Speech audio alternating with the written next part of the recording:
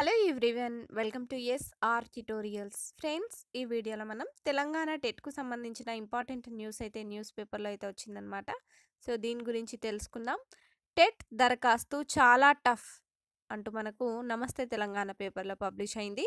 వెబ్సైట్లో సాంకేతిక సమస్యలు, ఫీజు చెల్లింపునకు అభ్యర్థుల పాట్లు, డబ్బు చెల్లించిన జనరేట్ కాని నెంబర్, హెల్ప్ లైన్ను ఆశ్రయిస్తున్న అభ్యర్థులు, ఈ నెల 10వ తేదీతో ముగియనున్న గడువు అంటూ ఇచ్చారు. సో దీని గురించి తెలుసుకుందాం.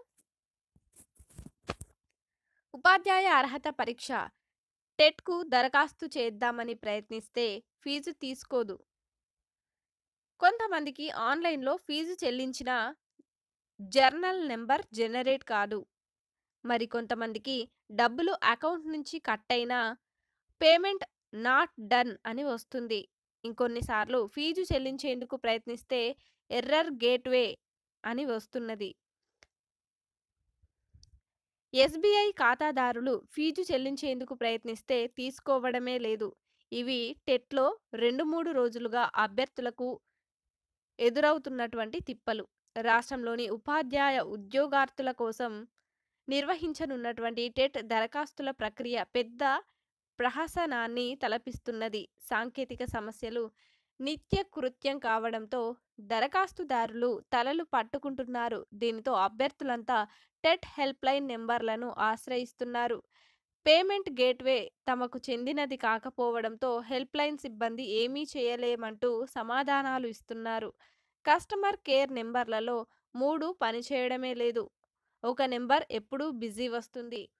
ఆయా నెంబర్ ఎత్తిన వ్యక్తి సగం సగం సమాధానాలు ఇస్తూ మధ్యలోనే ఫోన్ కట్ చేస్తున్నారు అంటూ ఇచ్చారు. అదేవిధంగా టెట్ వెబ్సైట్లో తరచూ సాంకేతిక సమస్యలు ఎదురవుతూ ఉండడంతో అభ్యర్థులు సతమతం అవుతున్నారు. ఓ అభ్యర్థి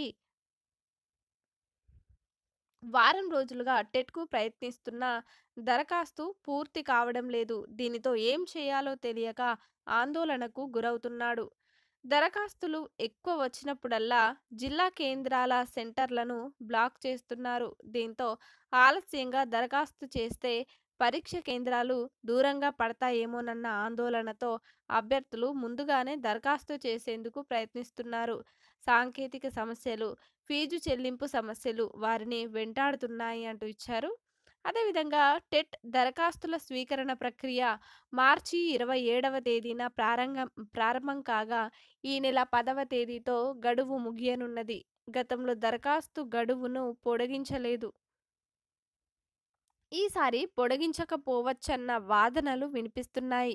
సాంకేతిక సమస్యలతో పాటు దరఖాస్తు గడువు సమీపిస్తూ ఉండడంతో అభ్యర్థుల్లో కలవరం మొదలైంది అంటూ ఈ విధంగా అయితే రావడం అయితే జరిగిందనమాట. టెట్ దరఖాస్తు చాలా టఫ్ అంటూ ఈ విధంగా అయితే న్యూస్ పేపర్లో అయితే రావడం జరిగింది. Thank you for watching this video.